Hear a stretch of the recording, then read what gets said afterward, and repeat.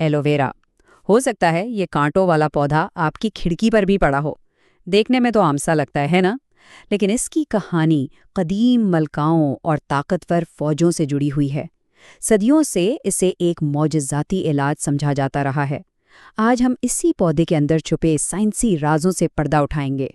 हम सब ने कभी ना कभी इसे सनबर्न पर जरूर लगाया होगा, लेकिन सवाल ये है कि क्या कदीम मिस्रियों की हिकमत जदीद साइंस की सख्त जांच पर पूरी उतरती है? क्या ये वाकई कोई जादुई पौधा है या बस एक पुरानी कहानी? चलें, इसकी हकीकत मालूम करते हैं। तो चले ज़रा गहराई में उतरते हैं। एलोवेरा कोई आज की चीज़ नहीं है, इसकी कहानी हज़ारों साल पुरानी है, जो अजीम तहजीबों के उरूज ज़वाल की गवाह है। जरा तसव्वुर करें, 3,500 साल पहले मिस्री इसे अपनी जिल्द के लिए इस्तेमाल कर रहे थे। फिर यूनानी आए और सिकंदर आज़म की ताकतवर फौजें भी जख्मों को भरने के लिए इसी पर भरोसा करती थीं। जब इतनी बड़ी तहजीबें सदियों के फासले पर एक ही पौधे पर यकीन रखती हों, तो ये महज इत्तेफाक तो नहीं हो सकता है ना? और ये सिर्फ जंग के मैदान तक महदूद नहीं था। कहते हैं कि तारीख की दो सबसे ताकतवर और खूबसूरत खवातीन क्लोपत्रा और नेफरतीती अपनी खूबसूरती के लिए एलोवेरा पर ही इन्हिसार करती थीं।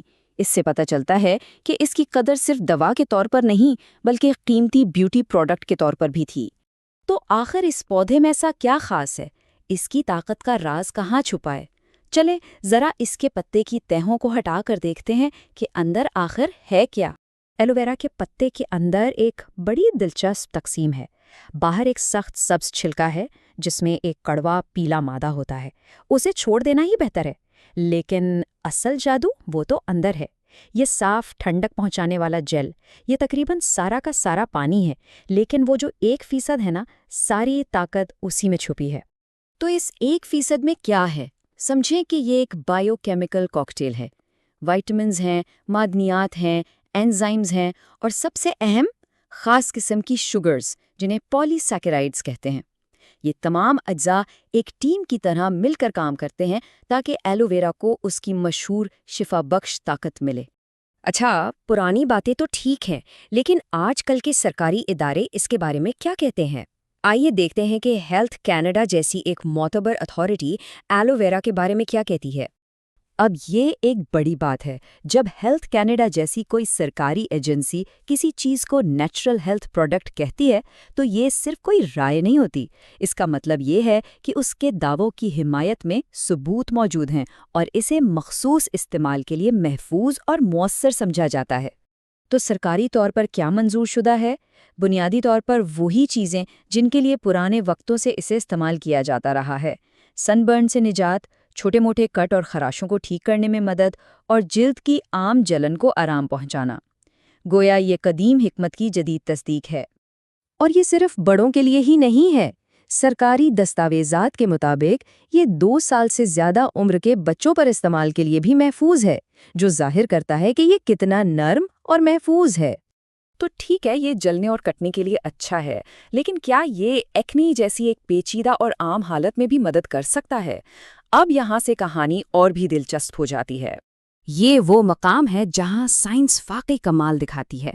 महक़क़ीन ने एक्नी की एक ताकतवर क्रीम ट्रिटेनोइन ली और एक बहुत ही होशियार सवाल पूछा, क्या होगा अगर हम इस जदीद दवा को कदीम एलोवेरा के साथ मिला दें? और जो नतीजे आए वो हैरान कुन थे। ज़रा देखें, 8 हफ्तों के बाद सिर्फ एक्नी क्रीम ने दानों को 66% तक कम किया। ये भी अच्छा है, लेकिन जब उन्होंने इसमें एलोवेरा शामिल किया तो कमी सीधा 90% तक पहुंच गई। ये सिर्फ थोड़ी बहुत बेहतरीन नहीं है, ये तो गेम चेंजर है। तो सबसे अहम नुक्ता ये है, एलोवेरा ने सिर्फ अपना काम नहीं किया, बल्कि उसने एक्नी क्रीम के असर को कई गुना बढ़ा दिया। साइंस में इसे सिनर्जिस्टिक इफेक्ट कहते हैं।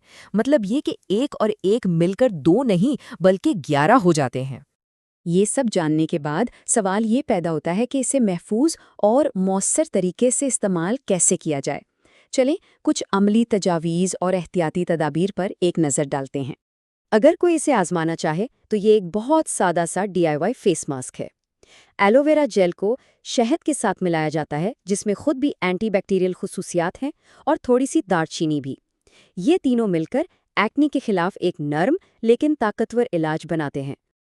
لیکن چند ضروری باتیں یاد رکھنے والی ہیں۔ کوئی بھی نئی چیز استعمال کرنے سے پہلے ہمیشہ بازو پر تھوڑا سا لگا کر ٹیسٹ کر لیں۔ اگرچہ جلد پر لگانا محفوظ ہے، لیکن ایلو ویرا کو کھانے سے گریز کرنا چاہیے کیونکہ اس کے کچھ ممکنہ خطرات پر تحقیق جاری ہے، اور اگر کوئی اور دوا لے رہے ہیں تو اپنے ڈاکٹر سے ضرور مشورہ کریں۔ تو نتیجہ یہ نکلا کہ ایلو ویرا صرف کوئی سنی سنائی بات نہیں ہے، یہ ایک قدیم علاج ہے جو جدید سائنس کی کسوٹی پر بھی پورا اتر رہا ہے، اور یہ بات سوچنے پر مجبور کرتی ہے کہ قدرت کے اور نہ جانے کتنے ایسے راز ہیں جو بس سائنسی دریافت کے منتظر ہیں۔